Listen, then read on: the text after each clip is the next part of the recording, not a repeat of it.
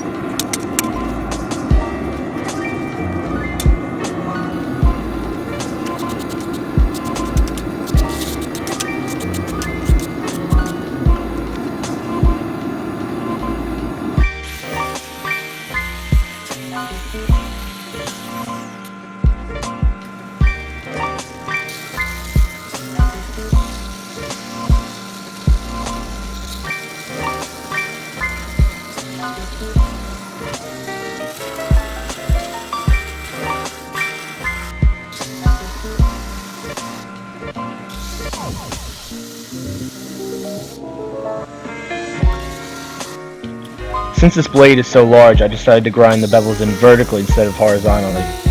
I used this same trick in my dagger video in the past. This trick ensures that the bevels are the same throughout the whole blade.